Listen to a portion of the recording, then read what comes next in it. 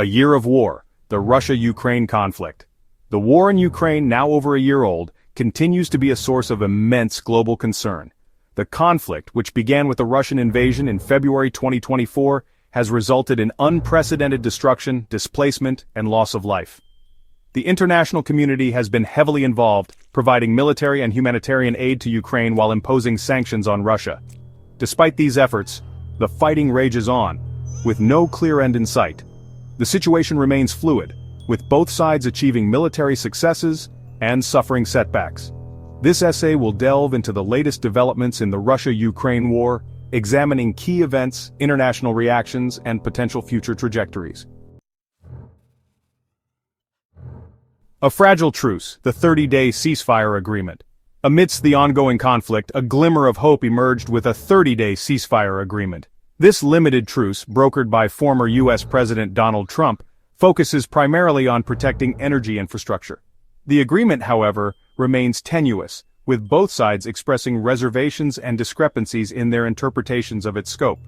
The Kremlin insists that the ceasefire only pertains to energy infrastructure facilities, while Trump's statement suggests a broader application to energy and infrastructure.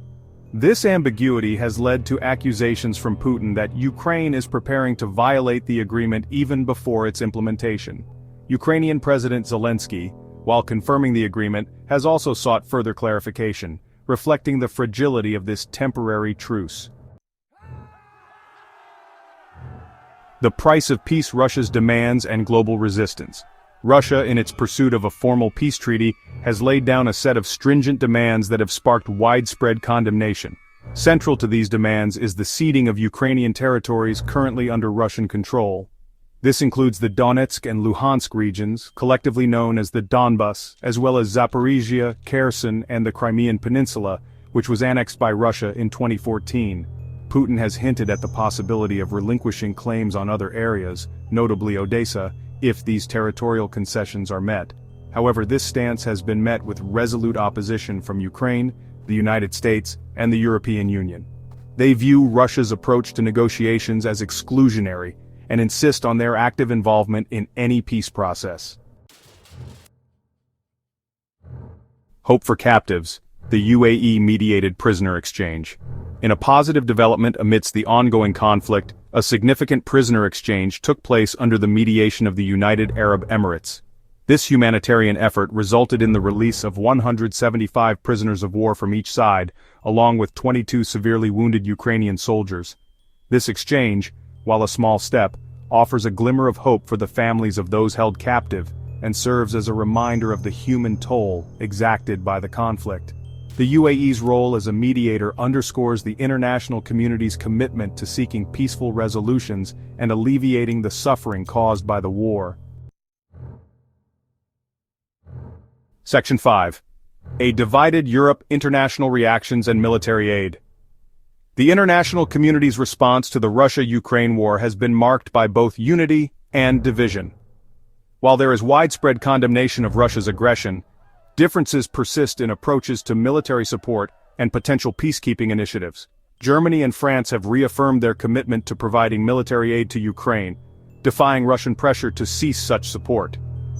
Italy, on the other hand, has expressed reservations about a UK-France proposal for a peacekeeping force, suggesting that an expansion of NATO's mutual defense umbrella would be a more effective deterrent. Section 6. The human cost of war: casualties and operational updates. The war in Ukraine has inflicted a devastating human cost, with both sides suffering significant casualties.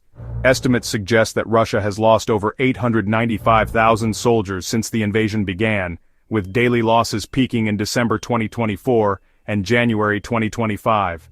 Ukraine, too, has endured heavy losses, with estimates of over 380,000 soldiers injured and 46,000 killed.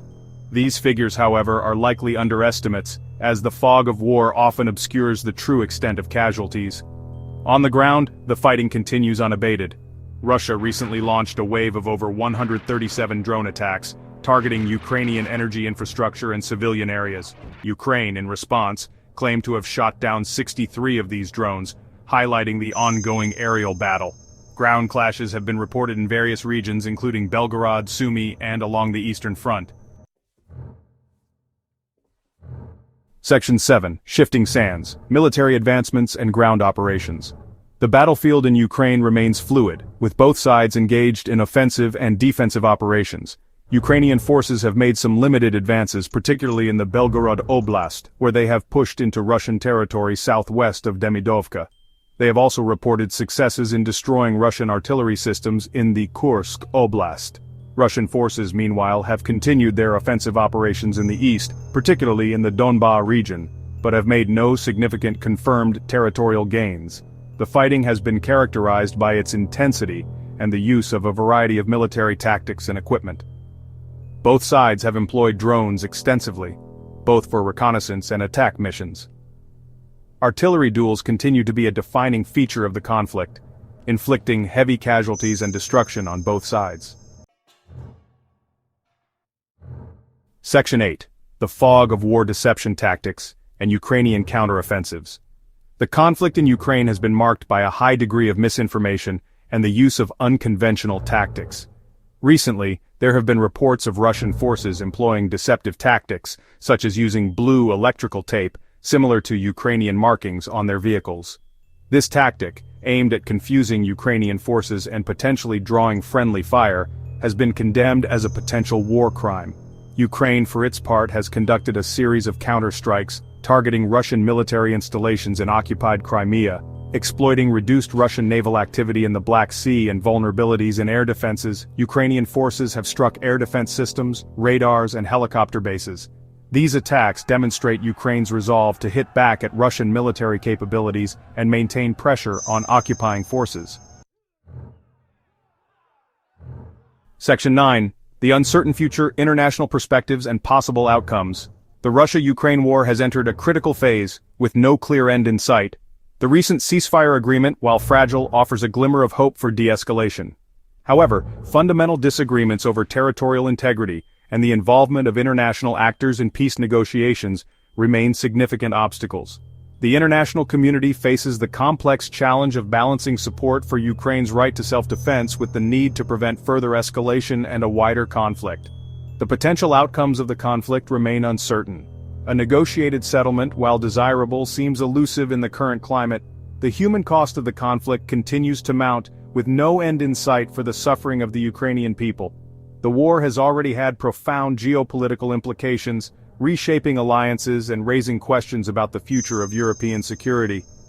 As the conflict grinds on, the international community must grapple with the long-term consequences of this war and the urgent need to find a path to a just and lasting peace.